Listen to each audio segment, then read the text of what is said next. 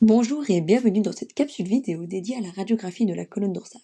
Dans le cadre de votre apprentissage, nous allons explorer les différentes techniques de positionnement, les réglages des paramètres et les critères de qualité d'image nécessaires pour obtenir une radiographie optimale, ainsi que la prise en charge du patient. Les deux incidences qu'on réalise lorsqu'un patient se présente pour une radiographie de la colonne dorsale sont la colonne de face et la colonne de profil. Plusieurs clichés sont réalisés en fonction de la taille de la colonne du patient. Pour les paramètres, nous avons 65 à 75 kV qui détermine la force de pénétration des rayons X, pas de masse, une cellule centrale qui permet de stopper la quantité des rayons X reçus lorsque la dose est suffisante pour obtenir une image de bonne qualité, une distance focale de 1 mètre qui est la distance entre le patient et le tube, et un gros foyer pour explorer des zones larges et épaisses.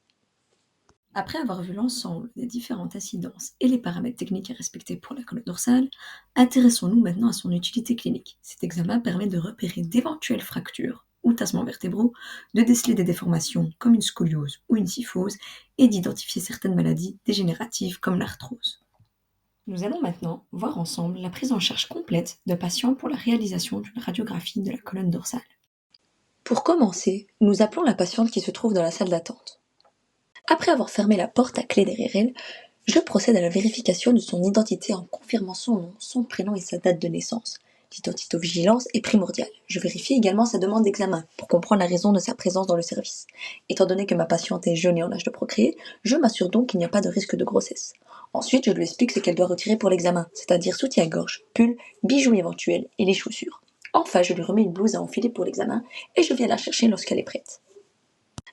Je commence par réaliser la radiographie de la colonne de face, en expliquant à la patiente comment se positionner correctement.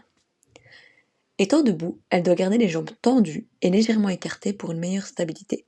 Les bras doivent être le long du corps, avec la tête et le tronc bien droit et aligné. Je centre le rayon sur D2 avec un angle ascendant d'environ 10 degrés. Puis, je diaphragme en largeur et en hauteur pour ne capturer que la colonne. Enfin, je lui demande de bloquer sa respiration à mon signal pour éviter d'avoir des flous sur mon image. Une fois l'acquisition faite, je viens me recentrer maintenant sur D6 avec un rayon bien droit. La patiente reste toujours immobile et doit respecter les consignes dites précédemment. Passons maintenant au dernier cliché, le troisième de la colonne dorsale. Je centre avec un rayon incliné de 10 degrés vers le bas au niveau de D10. La patiente reste immobile et nous procédons de la même façon que précédemment. Nous allons maintenant voir les critères de réussite pour la colonne de face. Tout d'abord, il est essentiel de bien visualiser la jonction cervico-dorsale ainsi que la jonction dorso-lombaire. Ensuite, nous devons avoir les apophyses épineuses bien alignées sur la ligne médiane de la colonne. Cela garantit un bon positionnement du patient. Troisième critère, les articulations costo-vertébrales doivent être bien visibles et symétriques.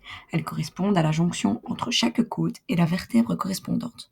Ensuite, l'entièreté du rachis dorsal doit être visible. Cela signifie que l'image doit inclure toutes les vertèbres dorsales de D1 à D12 sans aucune coupure. Et comme dernier critère, nous devons bien dégager toutes les interlignes articulaires, car cela permet de s'assurer qu'aucune vertèbre ne se superpose. Passons maintenant à l'incidence de profil du rachis dorsal.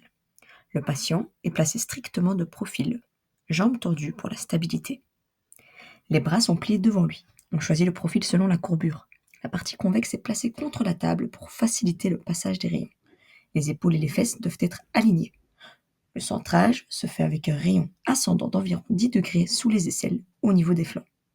Le patient respire normalement pour provoquer un effacement des côtes. Pour le deuxième cliché du rachis dorsal de profil, le patient reste immobile. Le centrage se fait avec un rayon descendant d'environ 10 degrés au-dessus des dernières côtes.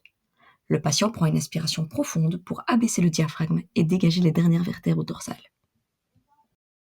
Maintenant que nous avons vu le positionnement pour la radiographie de la colonne dorsale de profil, passons aux critères de réussite à respecter pour garantir une image exploitable et de qualité.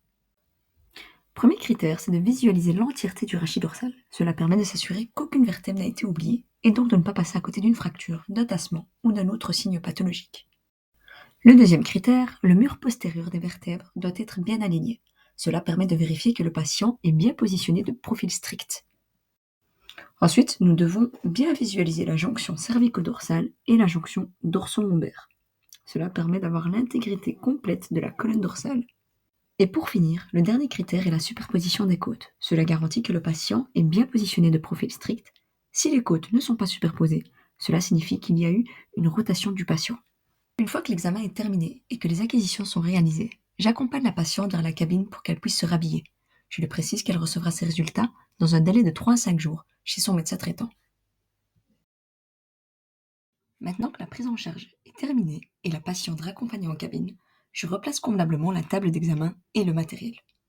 Je mets une paire de gants à usage unique, puis je procède à la désinfection complète de la salle, en insistant sur toutes les surfaces de contact. Cela garantit une hygiène irréprochable et prépare l'espace pour accueillir le patient suivant dans des conditions optimales. Nous arrivons à la fin de cette capsule vidéo sur la radiographie du rachis dorsal. N'oubliez pas que la réussite d'un examen repose sur la combinaison de positionnement rigoureux, des critères de réussite respectés et d'une communication adaptée avec le patient. Merci pour votre attention et bon apprentissage.